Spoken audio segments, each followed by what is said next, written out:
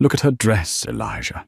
It's practically falling apart," Kira sneered, her voice echoing in the marble hallway. She actually thinks a judge will hand over custody to someone who can't even afford a decent haircut. Hina gripped her files until her knuckles turned white, staring at the floor. "Sign the surrender, Hina," Elijah Prescott said, checking his Rolex. "Don't make me destroy you in there. You're a liability. You're nothing." Hina looked up, eyes dry and cold. "I'm not signing anything, and by noon you'll wish I was nothing." The air in the courtroom of the Honorable Judge Whitney Kingsley was always frigid, but today it felt particularly lethal.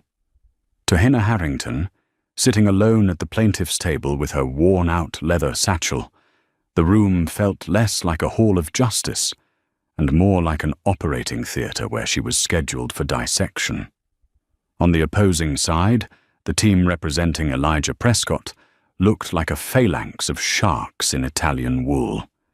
There was Elijah himself, looking every bit the tech mogul he had become, tanned, fit, and projecting an air of bored irritation. Beside him sat Kira Valentine, his fiancée and the current chief marketing officer of his empire, Prescott Dynamics. She was scrolling through her phone, her crimson nails tapping against the screen, occasionally whispering something into Elijah's ear that made him smirk. But the real threat wasn't the ex-husband or the new girlfriend. It was the man standing at the podium, Quentin Ellington. Ellington was the kind of lawyer whose reputation arrived 5 minutes before he did. He didn't just win cases, he incinerated the opposition. He was known in the city's private legal circles as the Silencer.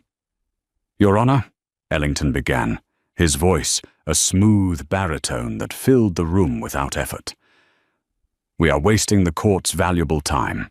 Ms. Harrington's petition for increased spousal support and full custody is not only baseless, it is delusional.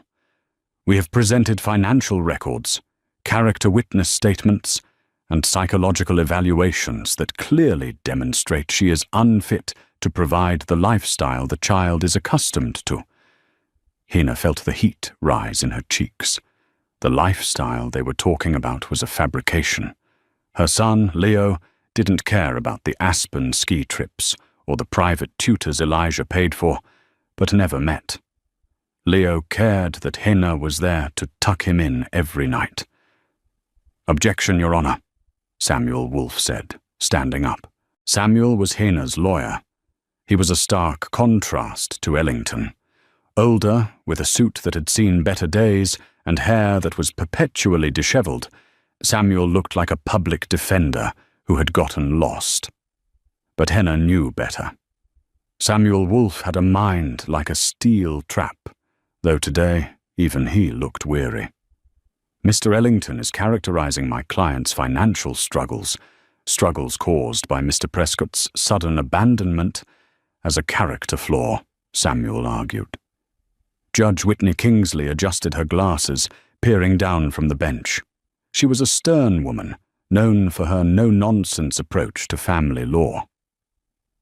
"Mr. Wolfe, your client is currently unemployed and living in a one-bedroom apartment in the Lower East District. Mr. Prescott is offering a generous settlement.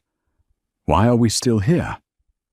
"Because the settlement comes with a gag order, Your Honor," Samuel said quietly.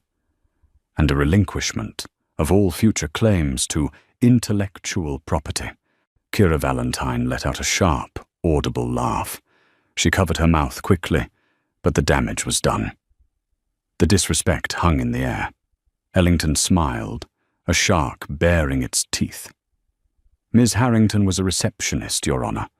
The idea that she has any claim to the intellectual property of Prescott Dynamics, a multi-billion-dollar AI infrastructure firm, is frankly insulting to the engineers who actually built it.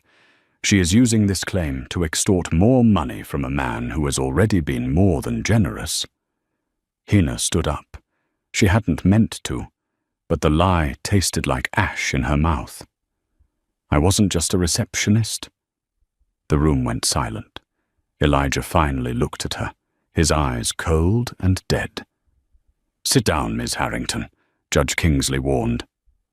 "I wrote the initial code for the Sphinx algorithm," Hina said, her voice trembling but gaining strength. "On our kitchen table, before there was an office, before there was Kira." "And do you have proof?" Ellington asked, his tone dripping with condescension. "A patent? A copyright? A signed contract?" Hina looked at Samuel. They both knew the answer. She had trusted her husband. She hadn't signed anything. "No," Hina whispered. "Then you have nothing," Ellington declared, turning back to the judge. "Your Honor, this is a shakedown. Pure and simple. We move to dismiss the IP claims and finalize the custody arrangement based on the current financial standings. Ms. Harrington is unstable and impoverished. She cannot provide for the child." Elijah leaned forward, speaking into his microphone for the first time. "I just want what's best for Leo. I don't want him raised in squalor." The word hit Henna like a physical blow. Squalor. She kept their apartment spotless. She worked 2 waitressing jobs to pay for Leo's art classes. Judge Kingsley sighed, rubbing her temples. "I am inclined to agree with Mr. Ellington. Mrs. Harrington, unless you can produce material evidence of your contributions or a sudden change in your financial status by the next hearing on Friday, I will have no choice but to rule in favor of Mr. Prescott's terms, and I will likely grant him primary custody." "Friday?" Samuel stammered. "Your Honor, that's in 3 days." "Then you better get to work," Judge Kingsley said, banging the gavel. As the bailiff called, "All rise," Kira Valentine gathered her designer bag. She walked past Henna, pausing just long enough to whisper, "You should have taken the money, honey. Now you lose the kid and you'll still be broke. You're embarrassing yourself." Elijah didn't even look at her. He was already on the phone, discussing a merger with Jimena Sterling, the CEO of the rival tech firm trying to buy them out. Henna stood frozen as they left. The humiliation burned, but beneath it, something else was catching fire. A cold, hard resolve. They thought she was just the ex-wife. They thought she was just the mother. They forgot she was the architect. The rain in the city always seemed to find Henna, no matter where she walked. By the time she and Samuel reached his small, cluttered office above a bakery on 4th Street, they were both soaked. Samuel collapsed into his creaking leather chair and sighed. "Henna, we have a problem. Kingsley isn't bluffing. Ellington has painted you as a gold digger, and without a paper trail, the law is on their side. The Sphinx algorithm is the backbone of a $3 billion company. Courts don't like upsetting billion-dollar apple carts for he said, she said disputes." Henna stared at the window, watching the neon sign of the bakery flicker. It wasn't he said, she said, Samuel. It was theft. Elijah couldn't code his way out of a paper bag. He was the salesman. I was the back end. "I believe you," Samuel said softly. "But belief isn't evidence. We need a smoking gun, and we have 48 hours." The office door chimed, and Hannah Noble walked in. Hannah was Henna's best friend since college, and currently worked as a forensic accountant for a mid-tier firm. She was carrying a box of donuts and a thick stack of papers. "I brought sugar and bad news," Hannah said, dumping the files on Samuel's desk. "I've been digging through the public filings for Prescott Dynamics like you asked. It's a fortress. They have shell companies inside shell companies. It's the Russian doll method of hiding assets." "Who is managing the books?" Samuel asked, grabbing a donut. "Quentin Rockwell," Hannah said. "Ellington's son. He runs the financial side of the law firm. They're keeping it all in the family." Hannah picked up a file marked Sterling Merger. Elijah mentioned Jimena Sterling. They're trying to sell the company. If they sell before the divorce is finalized and your IP claim is dismissed, Hannah said grimly. The assets convert to cash, get moved offshore, and you'll never see a dime. Elijah becomes liquid, and you become a footnote. Henna closed her eyes. She remembered the nights, 3 years ago, when Elijah would come home drunk, panicking that the investors were going to pull out because the beta version wasn't working. She remembered sitting at his computer, rewriting the kernel, fixing the latency issues, creating the very logic that made the AI think. She had done it to save their family. He had used it to replace her. Wait, Hina said, her eyes snapping open. The merger. If Jimena Sterling is buying the company, she's doing due diligence, right? Aggressive due diligence, Hannah confirmed. Sterling doesn't buy lemons. The Sphinx algorithm, Hina murmured. It has a fail-safe. Samuel stopped chewing. A what? A fail-safe. A signature, Hina corrected herself. When I wrote the core code, I was worried about version control. I embedded a digital watermark in the compilation sequence. It's invisible unless you know exactly where to look. It ties the software's root access to a specific biometric key. Biometric? Samuel leaned forward. Elijah's fingerprint. Henna shook her head. No. Mine. Silence filled the room. The sound of the rain outside seemed to fade. You're telling me, Samuel said slowly, that the source code of $1 billion company is physically keyed to you. Only the kernel updates, Hena clarified. Elijah has been running on the version I finished 2 years ago. He hasn't updated the core because he can't. That's why the system has been lagging lately. That's why he's desperate to sell to Sterling. He knows the tech is about to plateau and crash because he locked the only person who can fix it out of the building. Hannah let out a low whistle. If Sterling finds out the tech she's buying is a ticking time bomb that only the ex-wife can defuse, the deal implodes. And the stock price crashes, Samuel added, a grin slowly spreading across his face. But how do we prove it? We can't get a subpoena for the source code in 2 days. Ellington will block it. We don't need a subpoena, a deep voice said from the doorway. They all turned. Standing there, dripping wet in a trench coat, was Uriel Dalton. Uriel was a ghost, a private investigator Samuel used only when the law failed. He was a man of few words and even fewer morals, usually employed to find things people wanted to stay lost. Who are you? Hannah asked, stepping back. Friend of Samuel's, Uriel grunted. He walked over to the desk and dropped a USB drive on top of the files. You were looking for the Russian doll money trail. I found where the smallest doll lives. Samuel plugged the drive in. What is this, Uriel? Audio, Uriel said, and banking records from the Cayman Islands, specifically from a trust called the Obsidian Ledger. It's not under Elijah's name. Whose name is it under? Hina asked. Uriel looked at her, his expression unreadable. It's under Kira Valentine's name. But the deposits correspond exactly to the dates of the development milestones of the software. Elijah has been siphoning company profits to her to hide them from the marital assets pool. That's fraud, but that's not the best part. What's the best part?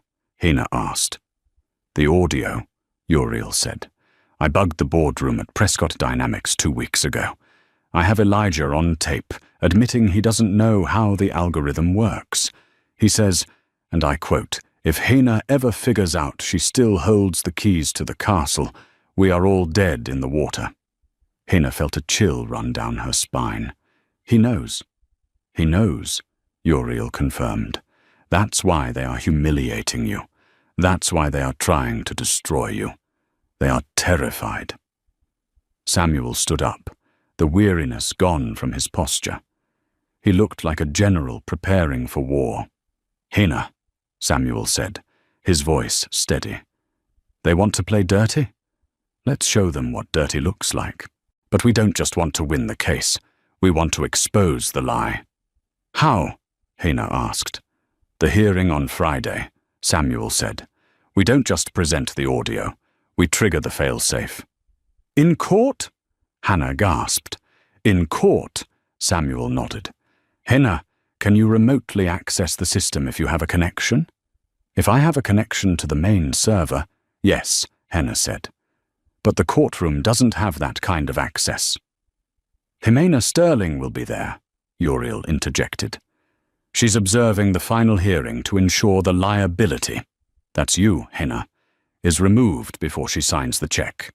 She carries a live uplink to the Prescott servers on her tablet for monitoring." Henna's mind raced. "If I can get within 20 feet of Himena's tablet with my phone, I can bridge the connection. I can initiate the biometric request. The entire Prescott Dynamics network will freeze and ask for User 1 authorization.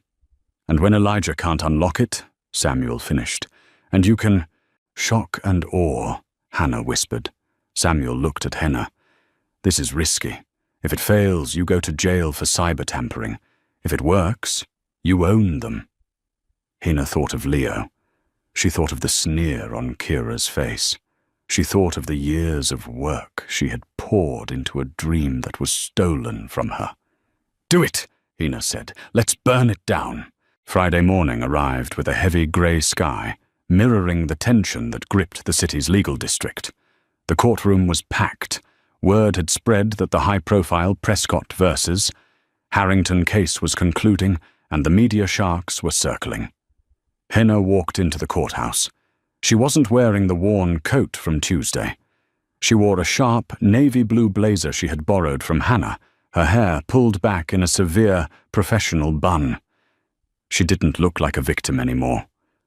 She looked like a CEO. Kira Valentine noticed the change immediately. As Henna passed the defense table, Kira leaned over. "Nice jacket. Goodwill having a sale?" "Enjoy the view, Kira," Henna said calmly, not breaking stride. "It's the last time you'll be looking down on anyone." Kira frowned, a flicker of unease crossing her perfectly made-up face. She nudged Elijah. "She's up to something." "She's desperate," Elijah dismissed, adjusting his tie. "Ellington will crush her in 10 minutes. In the back of the courtroom, a woman in a sharp white power suit sat with an iPad on her lap. It was Himena Sterling. She looked bored, checking the live server stats of Prescott Dynamics on her screen. The graph showed steady, green lines. Profit, efficiency. Samuel Wolfe arranged his papers. He didn't have the mountain of boxes Ellington had. He had one single red folder and a laptop. "All rise," the bailiff bellowed. Judge Whitney Kingsley took her seat, looking more impatient than usual. "Mr. Wolfe, you promised me compelling new evidence today. If this is another character reference from a neighbor, I will hold you in contempt." "No neighbors, Your Honor," Samuel said, his voice surprisingly loud. "Today, we intend to prove that the asset distribution model proposed by Mr. Prescott is fundamentally flawed because the primary asset, Prescott Dynamics, is built on stolen property." "Objection!" Quentin Ellington shot up. "Res judicata. We have established nothing," Samuel cut in. "Your Honor, Mr. Prescott claims to be the sole creator of the Sphinx algorithm. If that is true, he should be able to explain the current anomaly in the system." "What anomaly?" Elijah asked, looking confused. Samuel nodded to Henna. Henna slipped her hand into her pocket, tapping a sequence onto her phone. It was a simple Bluetooth handshake protocol she had written years ago. It sought out the strongest local signal connected to the Prescott domain. It found Himena Sterling's iPad in row 3. In the back of the room, Himena frowned. Her screen flickered. The green lines turned red. A large dialog box popped up. "System kernel lockdown. Authorization required." "Mr. Wolfe, what are you doing?" Judge Kingsley asked. "Just a demonstration, Your Honor," Samuel said. Suddenly, Phones began to buzz at the defense table. Elijah's phone, Kira's phone, even Ellington's smartwatch. "What is going on?" Elijah hissed, looking at his screen. It was black, save for a blinking cursor. "Your Honor," Samuel said.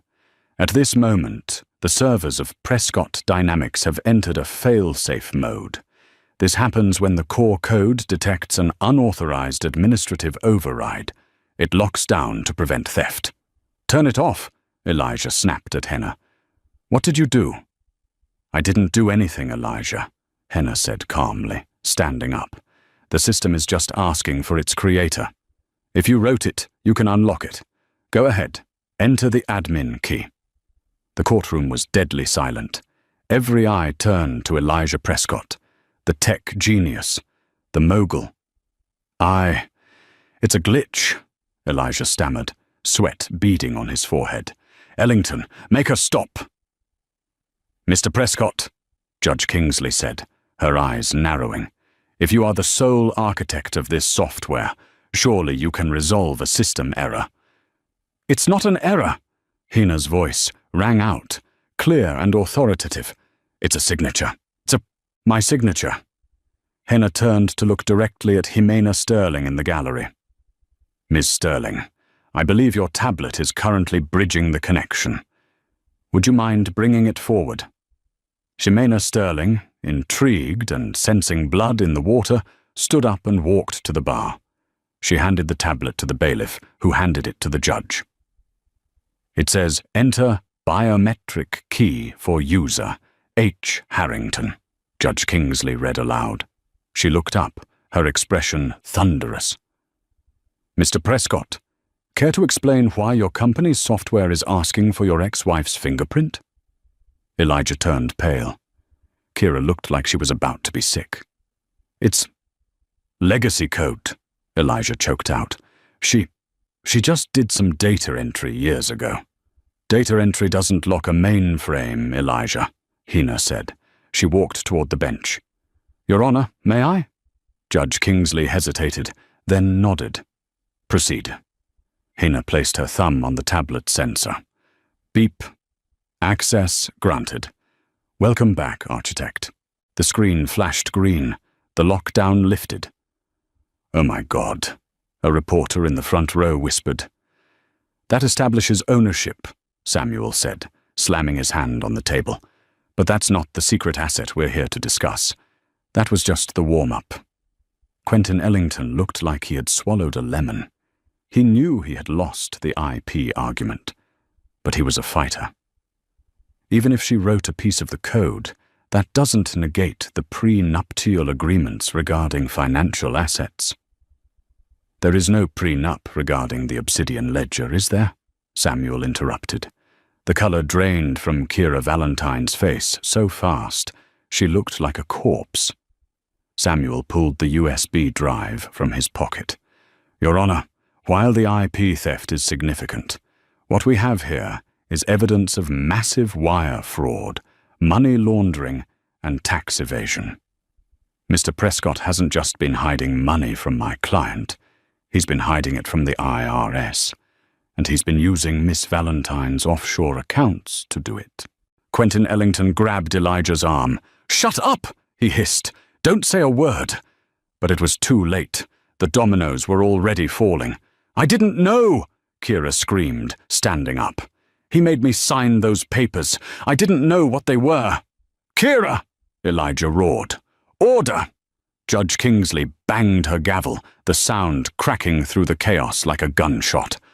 "Order in this court." Hina stood amidst the shouting, the accusations, and the panic of the people who had tried to destroy her. She took a deep breath. She looked at Samuel, who gave her a small, tired wink. Then she looked at Elijah, who was currently being restrained by his own lawyer. The chaos in Judge Kingsley's courtroom didn't subside. It mutated. The revelation of the Obsidian Ledger hadn't just stunned the room. It had sucked the oxygen out of Elijah Prescott's world. "Sit down," Judge Kingsley bellowed, pointing her gavel like a weapon at Elijah, who was standing, veins bulging in his neck, glaring at Kira. "Mr. Prescott, If you say one more word to Miss Valentine, I will have you remanded into custody immediately. This is a civil hearing, but you are dangerously close to making it criminal right now." Elijah slumped back into his chair, physically deflated. Beside him, Kira Valentine was weeping, not the delicate tears of a victim, but the ugly, gasping sobs of someone realizing the parachute didn't open. She was shaking her head, muttering, "He told me it was tax optimization. He told me it was legal." Quentin Ellington, the silencer, was silent for the first time in his career. He was furiously typing on his phone, likely trying to liquidate his own connection to the firm before the forensic auditors arrived. "Here is my ruling," Judge Kingsley said, her voice cutting through the noise. "Effective immediately, all assets belonging to Prescott Dynamics, Elijah Prescott, and Kira Valentine are frozen pending a federal audit. Custody of the minor, Leo Harrington, is granted solely to the mother, Hina Harrington, until further notice. Furthermore, I am issuing a temporary restraining order. Mr. Prescott, you are not to come within 500 feet of Ms. Harrington or the company headquarters." "You can't do that," Elijah shouted, jumping up again. "The company is in the middle of a merger. If I'm not there, the deal with Sterling collapses. The stock will go to zero." "The deal is already dead, Elijah," a cool voice said from the gallery. Jimena Sterling walked forward. She moved with the lethal grace of a panther. She didn't look at Elijah. She looked past him, directly at Hina. "Ms. Sterling," Judge Kingsley nodded. "You have standing here?" "As the primary shareholder of the acquiring firm, yes," Jimena said. "I was prepared to offer $3 billion for Prescott Dynamics. That offer is rescinded. I don't buy crime scenes." Elijah looked like he had been shot. "Jimena, wait. We can explain. This is it's a domestic dispute blown out of proportion." Jimena finally turned her gaze to him. It was withered. "You locked me out of my own due diligence, Elijah. You lied about the IP ownership, and you are currently being investigated for laundering money through your fiancé's shell accounts. You are radioactive." She turned to Henna. The room held its breath. "Ms. Harrington," Jimena said, her tone shifting from icy to professional. "It appears you are the actual architect of the Sphinx algorithm, the key holder." "I am," Hina said, her voice steady, though her heart was hammering against her ribs. "Then you are the one I should be negotiating with," Jimena said. "My offer stands, but not for the company, for the code. I will buy the Sphinx source code from you directly. $500 million. Cash. Today." A collective gasp swept through the room. Kira Valentine stopped crying and looked up, eyes wide with greed and shock. Elijah looked sick. 500 million. It was enough to buy a new life. Enough to disappear. Enough to never worry about rent or court fees or worn-out coats ever again. Hina looked at Samuel. He gave a subtle nod. It was a good exit strategy. Take the money. Leave the wreckage for Elijah to burn in. But then, Henna looked at Elijah. She saw the panic in his eyes, but also the calculation. If she sold the code, he would spin it. He would say she stole it, sold it, and ran. He would play the victim in the media. He would use his connections to fight her for the money for the next 10 years. And more importantly, the Sphinx wasn't just code. It was her life's work. It was the logic she had written while rocking Leo to sleep. It was hers. "No," Hena said. Jimena raised an eyebrow. "Excuse me? I'm not selling the code," Hena said clearly, "and I'm not selling the company. Prescott Dynamics is mine. I built the foundation. I wrote the engine. And now I'm going to take it back."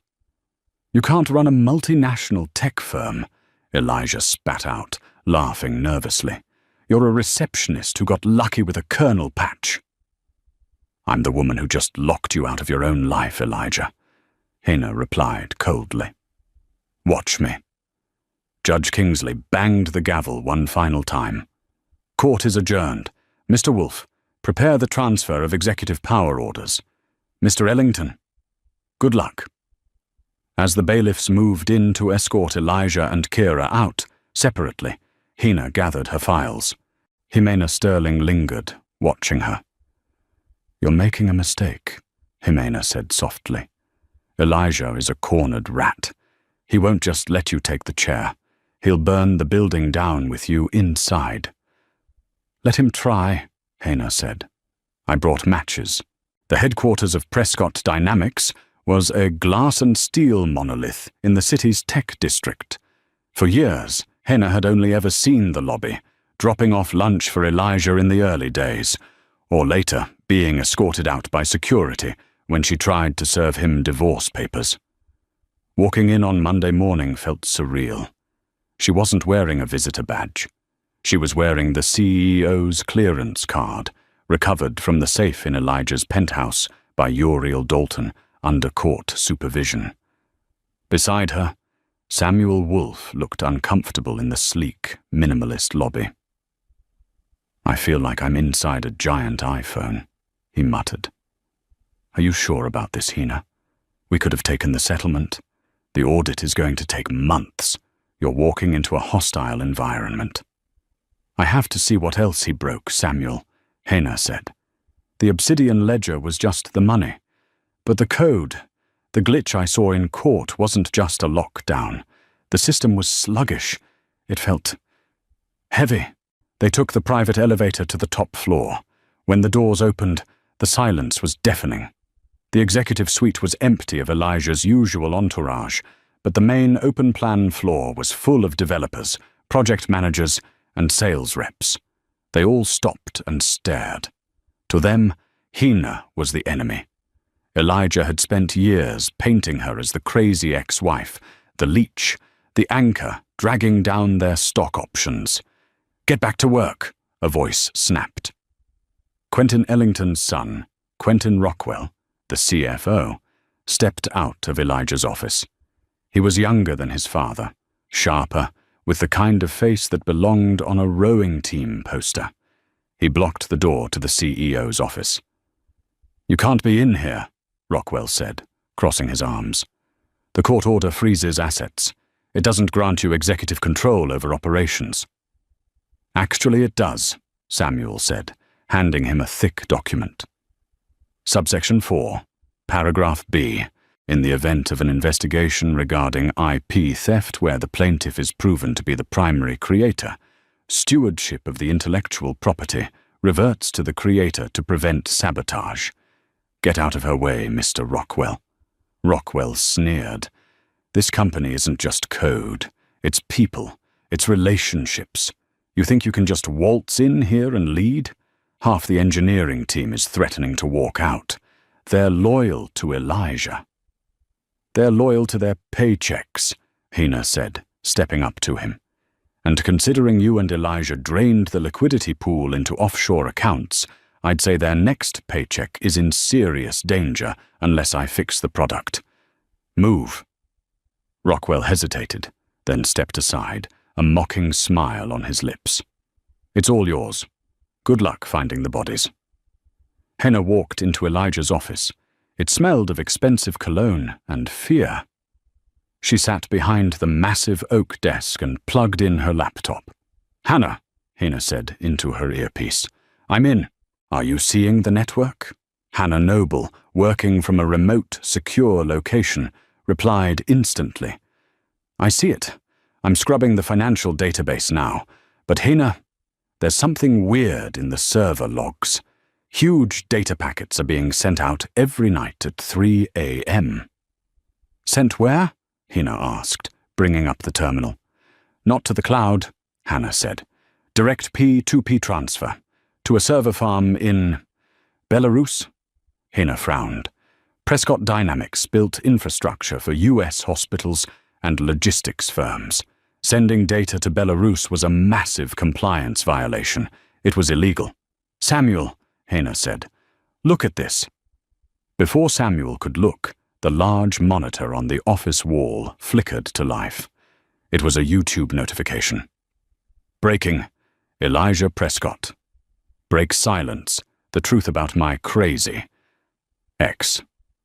"He's live," Samuel said, pulling out his phone. "On the Tech Titan podcast channel. That channel has 10 million subscribers." Hena clicked the link. The video filled the screen. Elijah was sitting in a dim studio, looking haggard, unshaven, and sympathetic. He wasn't wearing his suits. He was wearing a simple hoodie. He looked like a victim. "I built this company from nothing," Elijah was saying, his voice cracking with emotion. "I worked 18-hour days, and yes, Hena helped in the beginning. She did some data entry. She was supportive. But after Leo was born, she changed." The host, a bro-science influencer named Jax, nodded solemnly. "Postpartum? Worse," Elijah lied smoothly. "She became paranoid, jealous. She started planting back doors in my life. The biometric lock you saw in court? That wasn't her claiming ownership. That was a trap she set years ago, because she was obsessed with controlling me. She's a hacker, Jax. A black hat cyber criminal. She didn't write the Sphinx algorithm. She held it hostage." Hena watched, horrified. The live chat on the side of the video was scrolling so fast it was a blur. User 123. Whoa, she sounds psycho. Crypto King. Never trust a bitter ex. Alpha Wolf. Hashtag Free Elijah. "And the money?" Jax asked. "The offshore accounts?" "Set up," Elijah said, wiping a fake tear. "She hacked my finance team. She moved the money to frame Kira and me. She wants to destroy the company, because if she can't have me, no one can." "He's projecting," Hena whispered. "He's accusing me of everything he actually did." "It's working," Samuel said grimly. "Look at the stock ticker." On Hena's second screen, the Prescott Dynamics stock was plummeting, but the sentiment analysis was shifting. The public was turning against her. The narrative of the evil genius hacker mom was sexier than the truth. "He's burning the reputation of the company to save his own skin," Hena realized. "He doesn't care if the stock tanks as long as I go down with it." Suddenly, Hena's phone buzzed.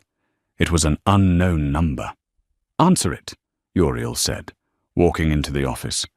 He had been sweeping the room for bugs. Hena put it on speaker. "Hello? You have a nice office, Mom," a distorted voice said. Hena's blood froze. "Where is Leo?" "Leo is fine," the voice said. It wasn't Elijah, it was deeper. "He's at school, but you should check the news.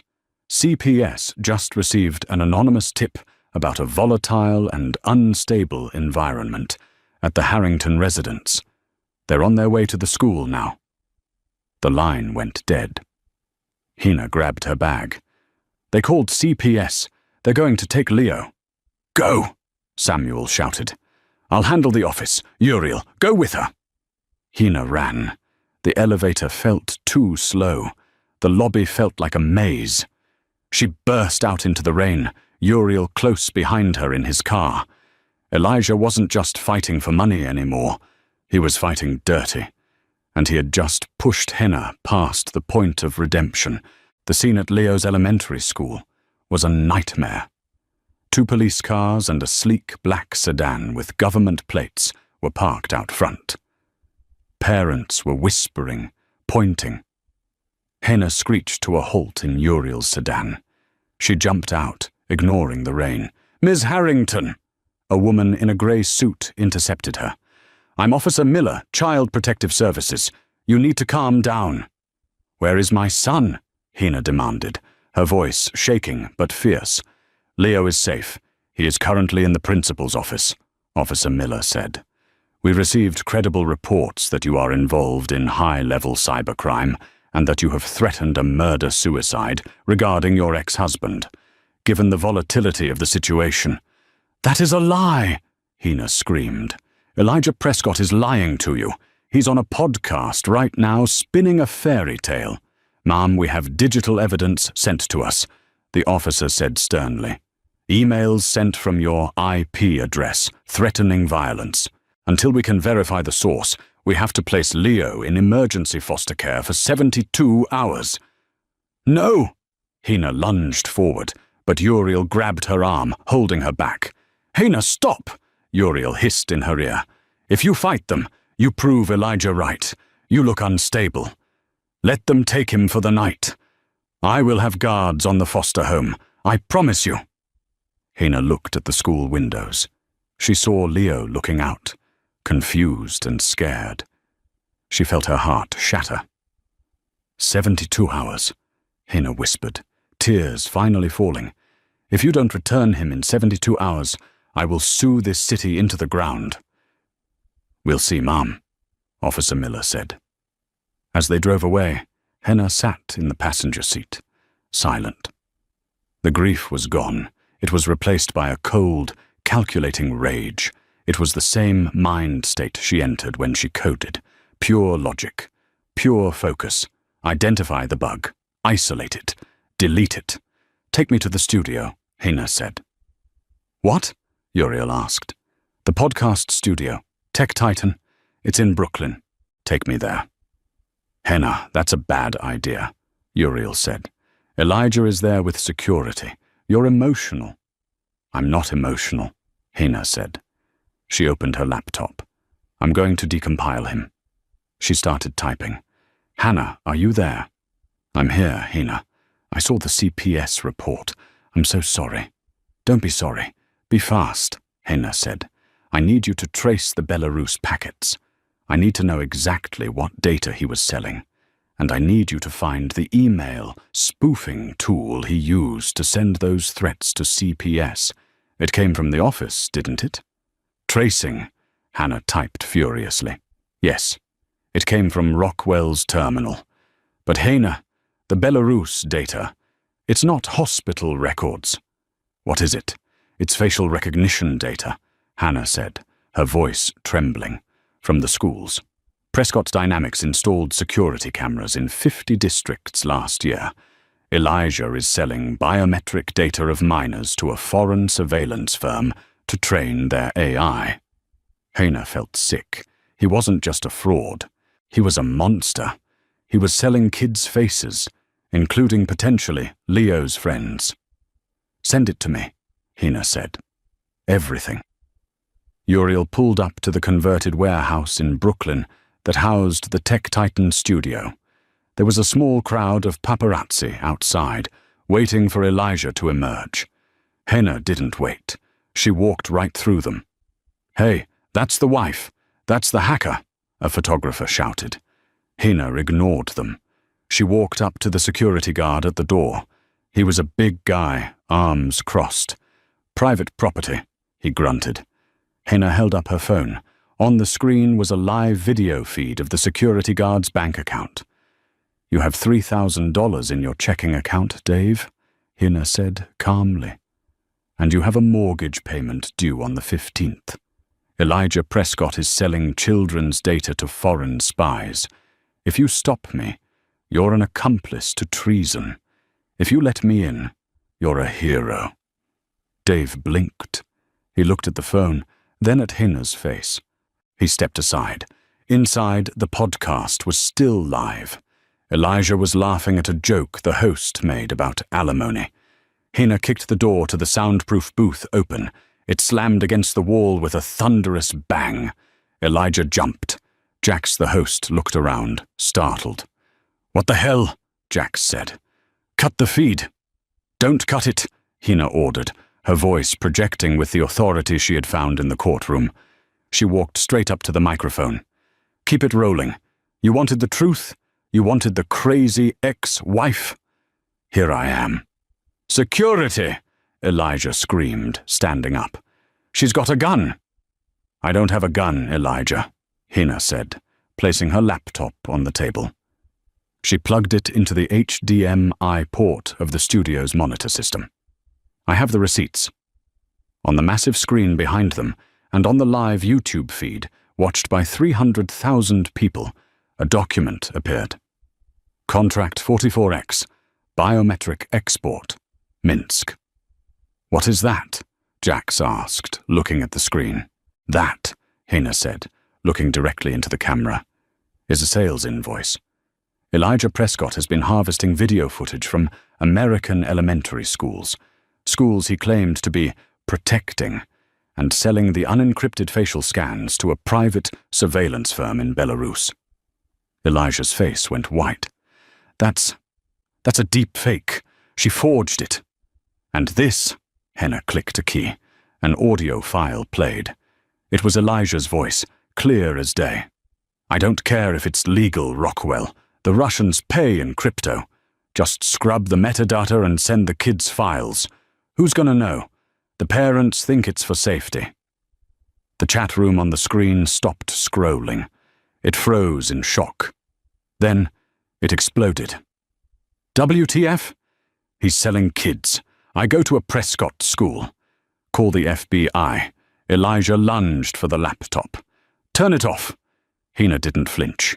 Uriel Dalton stepped out from the shadows of the doorway and intercepted Elijah, shoving him back into his seat with one hand. Sit down, Elijah, Uriel growled. You wanted to use the media to destroy me, Hina said, her voice shaking with rage. You called CPS on me. You took my son. But you forgot one thing, Elijah. You built your empire on my code, and my code sees everything. Suddenly, the studio phone line began to ring. Jax stared at it. Who is that? Elijah whispered. Jax picked it up, putting it on speaker. This is Special Agent Vance with the FBI Cybercrimes Division, a voice boomed. We are watching the stream. Mr. Prescott, do not leave the building. Units are 2 minutes out. Elijah slumped to the floor, burying his face in his hands. But Hina wasn't done. She looked at the camera. And to anyone watching, she said, her eyes burning. My name is Hina Harrington. I am the CEO of Prescott Dynamics. And as of this moment, I am initiating a total recall of all data ever collected by this company. We are going dark until we are clean. She slammed the laptop shut. But as the sirens wailed in the distance, Henna's phone buzzed again. A text message. It wasn't from Hannah. It wasn't from Samuel. It was from Jimena Sterling. Impressive show, Hina. You destroyed him. But you just admitted on a federal live stream that your company committed treason. The government isn't coming to arrest just Elijah. They're coming to seize the Sphinx Code. You didn't win. You just started a war with the Department of Defense. Henna looked at the text, then at the flashing lights outside. The police cruisers were replaced by ominous black SUVs. Henna, Uriel, and Samuel were transported to a nondescript federal building in Lower Manhattan. In a stark white interrogation room, Special Agent Vance entered, followed closely by Jimena Sterling. I didn't know the FBI brought consultants to interrogations, Hina said, stiffening. Ms. Sterling has a higher clearance than most senators, Vance replied, sitting down. She's the only reason you aren't in a black site right now. I exposed a traitor, Hina shot back.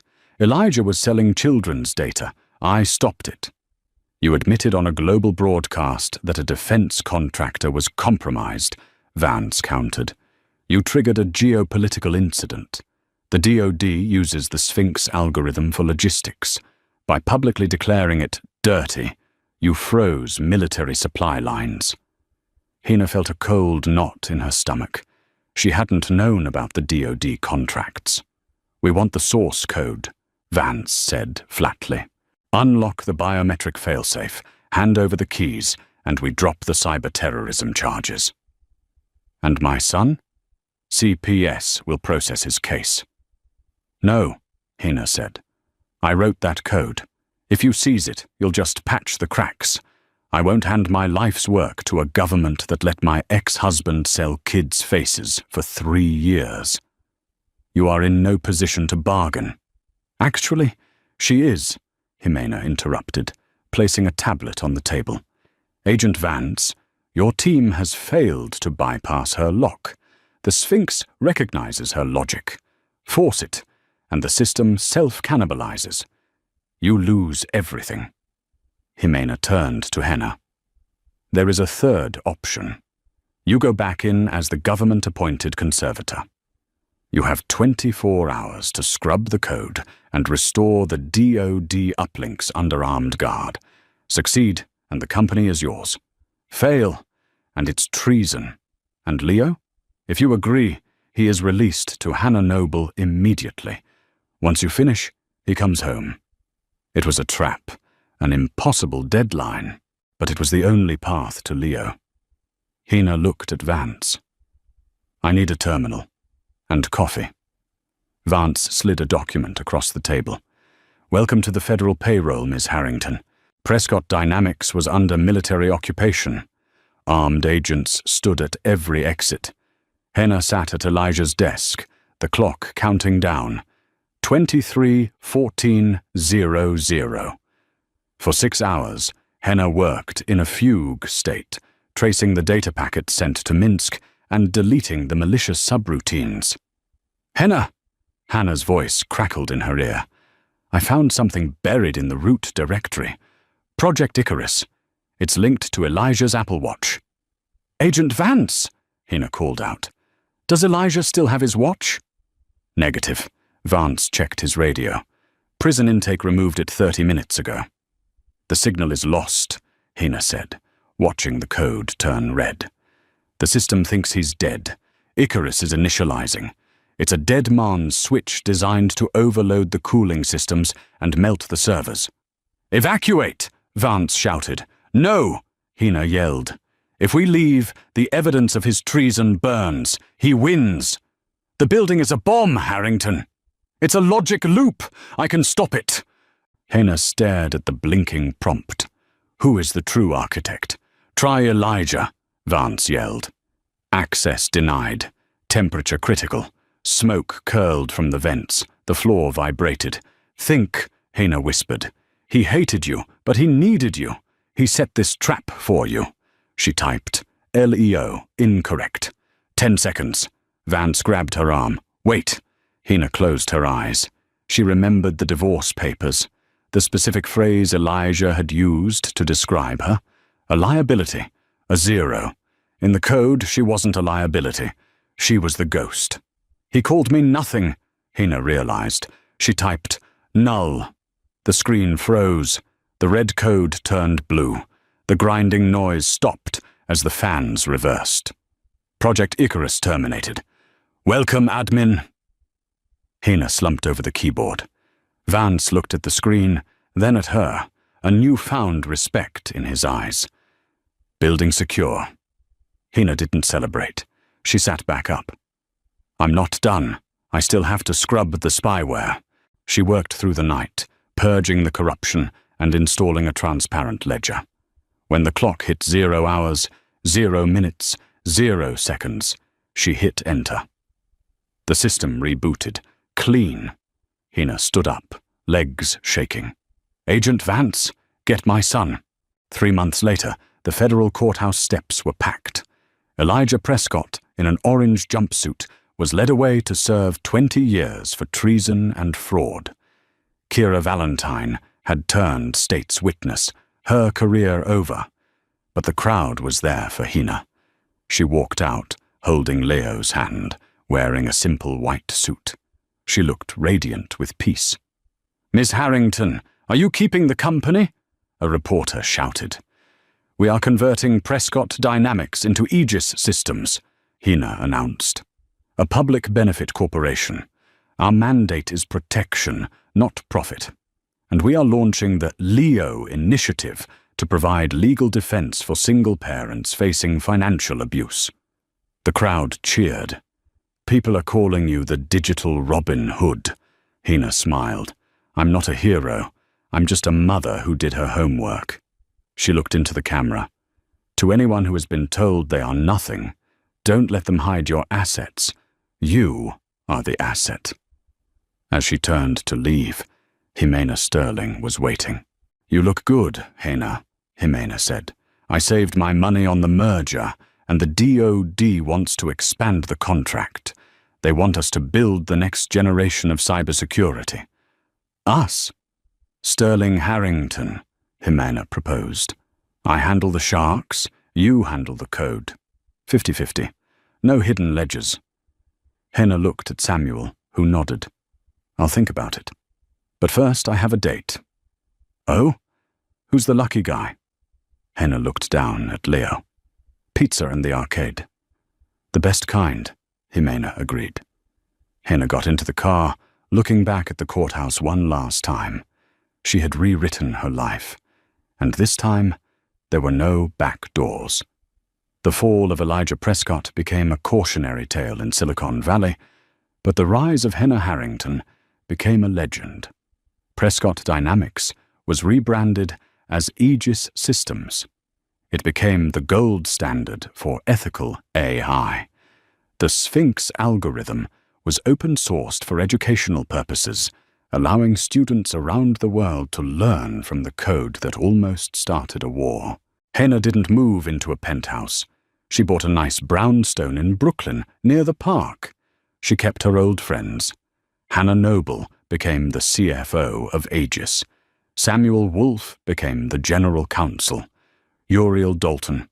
Well, Uriel was still a ghost. But he was their ghost, keeping watch over the family that had adopted him. One rainy afternoon, Hena sat in her home office. A notification popped up on her screen. It was a YouTube comment on her old video, the one where she exposed Elijah. User, single mom of 2. I was going to sign the papers today. I was going to give up. Then I watched this. I fired my lawyer. I'm fighting. Thank you. Hena smiled, typing a reply.